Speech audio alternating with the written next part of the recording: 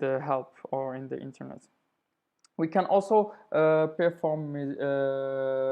measure performance of algorithms and of other possible operations in Python, and we do it with this timeit, and which is a very nice library if you do something like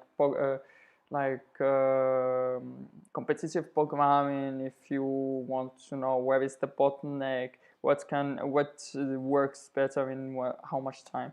For example, this kind of algorithm works in this amount of time. It's the, let's say, it's the permutation algorithm. If you want to change the value of a, b, change them to b, a, and here you have a equal 1, b equal 1, you will time it. It's like 0.08 seconds, and here if you're gonna time it, it's 0.07, and this one is the way you do some permutation in Python, which is quite useful as well. This is it for this one, and see you for the next one.